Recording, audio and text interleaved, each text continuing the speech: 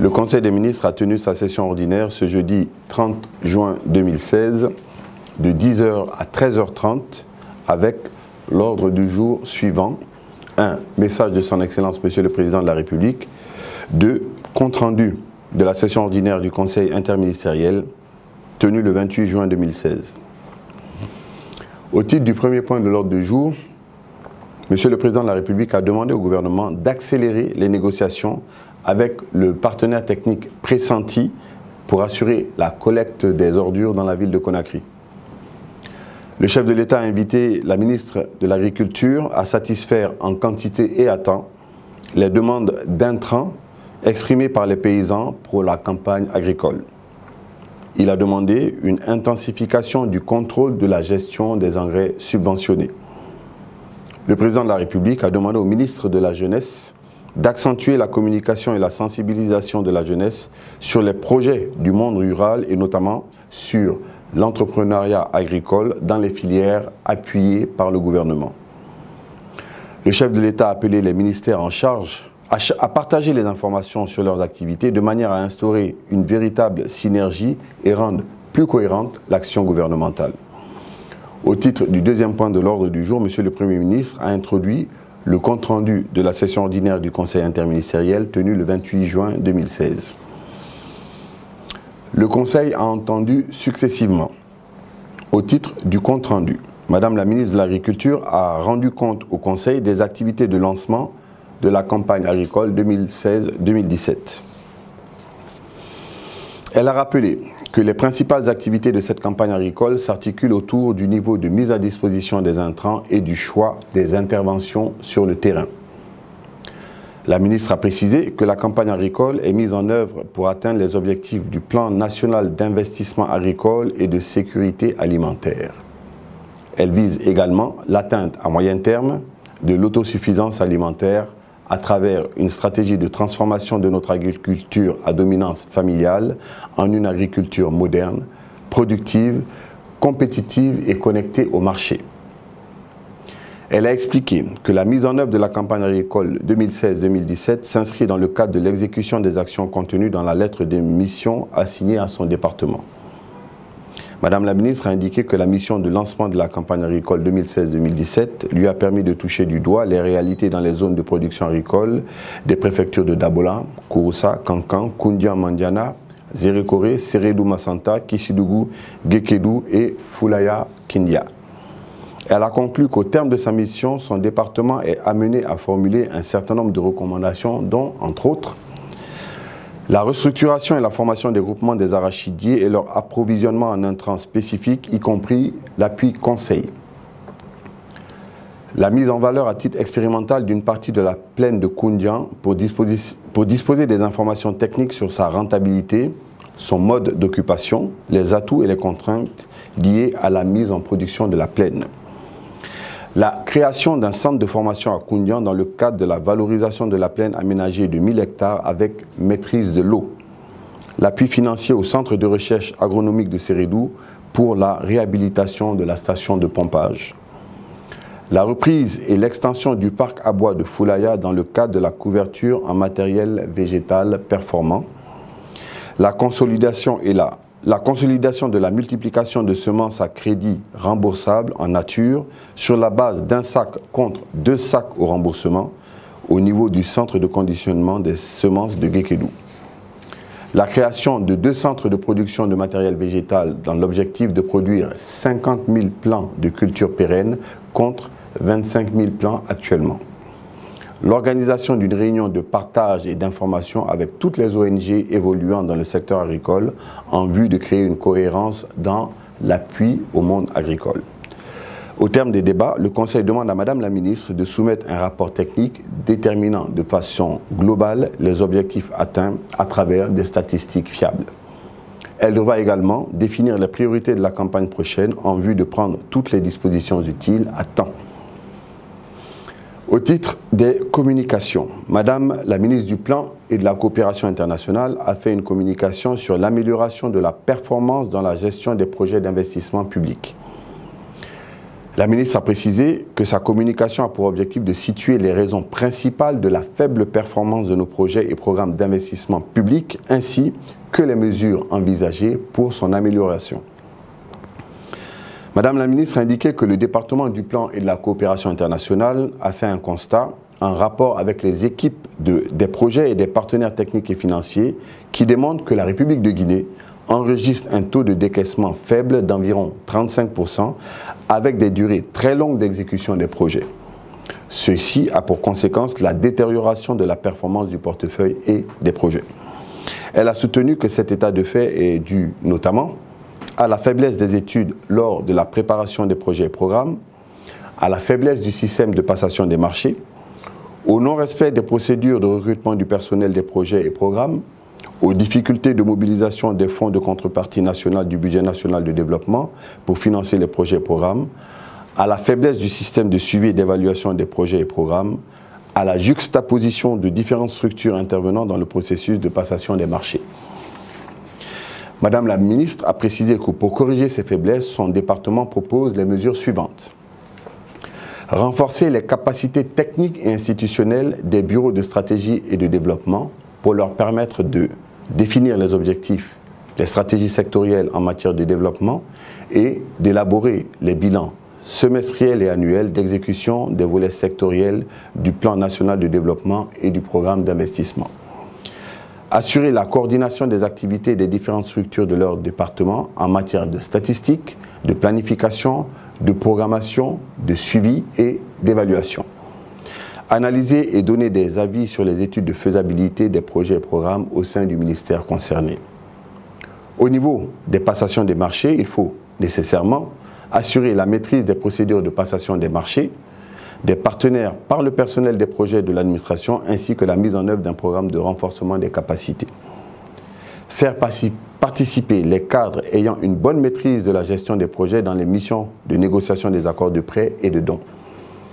Au niveau des fonds de contrepartie, faire la budgétisation et le paiement des montants prévus au titre des fonds de contrepartie dans son intégralité et à temps afin de respecter les engagements contractuels et l'exécution des activités prévues.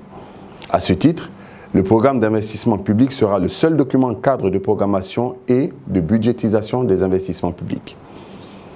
Au niveau du suivi et de l'évaluation, pour permettre à l'État et à ses partenaires techniques et financiers d'avoir une meilleure lisibilité et cohérence de ces interventions, un accent particulier doit être mis sur le suivi des recommandations contenues dans les aides-mémoires des missions et de supervision et les rapports annuels d'audit d'exécution des projets. Madame la ministre a ensuite fait une deuxième communication sur l'élaboration du plan national de développement économique et social 2016-2017. La ministre a précisé que l'objectif poursuivi est de réhabiliter et de renforcer le système de planification du développement en République de Guinée sur la base d'une vision prospective, concertée et cohérente. Il s'agit de rompre complètement avec le pilotage à vue qui a caractérisé notre économie pendant très longtemps. Elle a indiqué que le gouvernement a mis en chantier la préparation d'un document unique de développement intitulé « Plan national de développement économique et social 2016-2020 ». Il s'agit dans ce document d'élaborer et de mettre en œuvre un nouveau plan qui puisse concilier les notions d'émergence et de développement durable tout en se focalisant sur la réduction de la pauvreté et des inégalités en articulation avec le programme accéléré de sécurité alimentaire et nutritionnelle et de développement agricole durable 2016-2020 et conformément à l'agenda 2030 des objectifs de développement durable. Madame la ministre a ajouté que le plan national de développement économique et social 2016-2020 sera le premier outil d'opérationnalisation de l'étude prospective Guinée Vision 2040 en cours de finalisation. Ce plan prend en compte le plan d'action prioritaire post-Ebola et vise de manière globale l'accélération de la croissance et la promotion d'un développement durable. Elle a affirmé qu'un accent particulier sera mis sur les préoccupations de développement au niveau communal et communautaire à travers les plans de développement locaux ainsi qu'au niveau préfectoral et régional. De même, la dimension intégration sur-régionale sera prise en compte. Au terme des débats, le Conseil approuve la mise en œuvre des recommandations visant à harmoniser, améliorer la procédure de passation des marchés et accroître le taux de décaissement des projets d'investissement public, le Conseil apporte son soutien à Madame la Ministre et l'encourage à poursuivre le processus d'élaboration du plan national en tenant compte du programme présidentiel. Le ministre de la Ville et de l'Aménagement du Territoire a fait une communication sur les préparatifs de la conférence internationale de l'habitat 3. Le ministre a annoncé que la 3e conférence des Nations Unies sur le logement et le développement urbain durable, Habitat 3, se tiendra en octobre 2016 à Quito, en Équateur, sur le thème « Le développement urbain durable, l'avenir de l'urbanisation ». Il a affirmé que cette conférence constituera une plateforme pour débattre des défis auxquels les villes font face et du rôle qu'elles peuvent jouer dans le développement durable. Au cours de cette conférence, le nouvel agenda urbain sera notamment traité et défini pour les 20 prochaines années. Il a ajouté que l'Habitat 3 réunira les gouvernements nationaux, les organisations multilatérales, les gouvernements locaux, le secteur privé et la société civile afin d'identifier les solutions, proposer des politiques et créer de nouveaux modèles de développement qui soient durables, égalitaires et facilitent les liens entre espaces urbains et ruraux.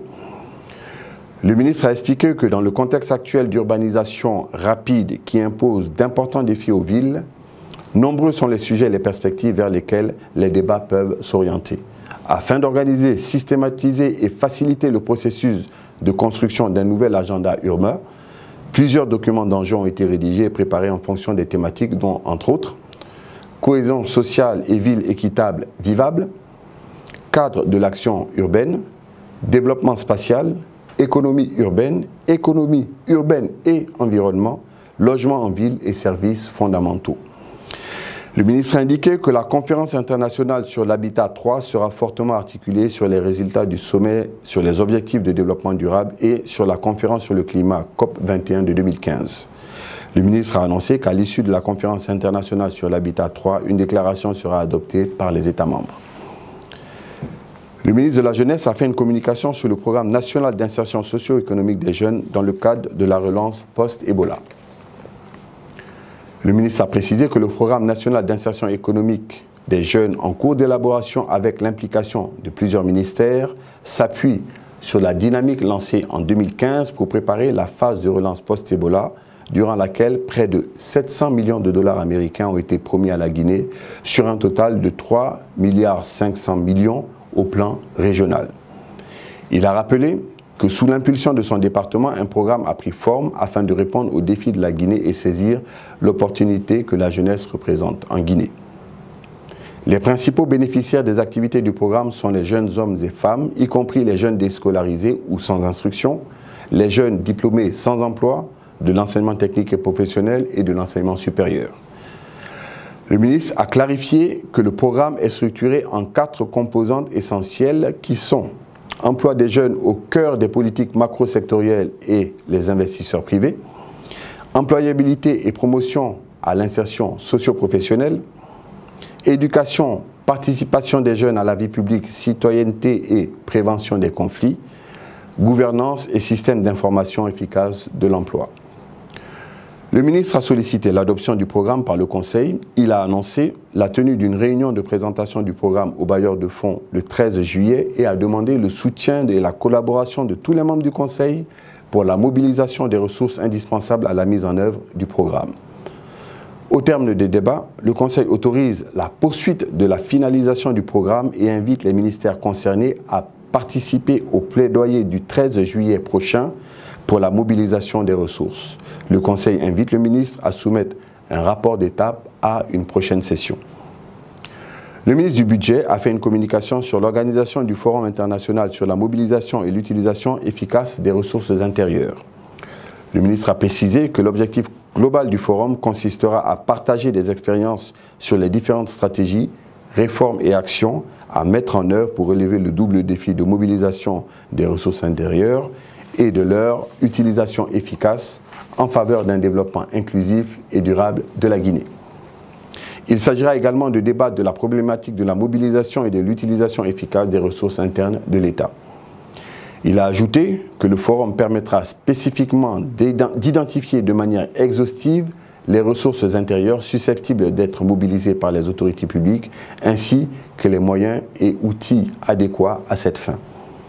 Le ministre a précisé que le forum sera principalement axé sur les perspectives de l'économie guinéenne selon une approche sectorielle, la mobilisation des ressources intérieures, état des lieux de la fiscalité intérieure et opportunités, l'utilisation rationnelle et efficace des ressources intérieures en faveur d'un développement inclusif et durable, les réformes, actions à poursuivre ou à mettre en œuvre pour améliorer la gouvernance des ressources intérieures aussi bien en amont qu'en aval. Il a souligné que plusieurs partenaires actifs dans le domaine de la gouvernance des ressources intérieures seront associés et conviés à participer au forum. Le ministre a sollicité auprès du Conseil le soutien dans les différentes phases de préparation et d'organisation du forum. Au terme des débats, le Conseil autorise le ministre à poursuivre le processus d'organisation du forum et l'invite à soumettre progressivement des rapports d'étape. La ministre de l'Environnement, des Eaux et Forêts a fait une communication sur le programme de lancement de la campagne de reboisement au titre de l'année 2016. Madame la ministre a rappelé que le plan d'action prioritaire 2016, tiré de la lettre de mission assignée à son département, a inscrit le reboisement au titre des actions prioritaires et constitue la participation du pays à la mise en œuvre de la contribution prévue déterminée au niveau national dans le cadre de la mise en œuvre de l'accord de Paris sur le changement climatique. Elle a expliqué que la préservation, la restauration et la reconstitution des forêts guinéennes constituent une réponse positive à l'atténuation et à la mitigation des impacts du changement climatique. La ministre a ajouté que la bataille contre le changement climatique ne peut être gagnée sans les forêts en raison de leur fonction principale de régulation du climat, de préservation, de protection, de production, de séquestration du carbone, de détente et de loisirs. Elle a informé le Conseil que l'objectif visé de la campagne est de reboiser 1000 hectares de forêt et 1000 hectares de mise en défense de forêts naturelles et communautaires. La ministre a soumis au Conseil le programme de lancement de la campagne de reboisement qui aura lieu le 10 juillet 2016 sur les berges du fleuve Niger à Farana en raison de l'importance régionale et internationale de ce fleuve. Elle a annoncé également le lancement de la Journée nationale d'investissement humain en faveur de l'arbre le 25 juillet 2016 sur toute l'étendue du territoire national. Durant cette journée, elle propose de recommander que chaque Guinéen ou résident plante un arbre ou qu'il s'abstienne de couper ou défricher un arbre ou un domaine forestier. Au terme des débats, le Conseil encourage l'initiative et approuve le programme de lancement de la campagne de reboisement en 2016. Avant de lever la séance, le président de la République a donné des informations sur la situation régionale et internationale, le Conseil des ministres.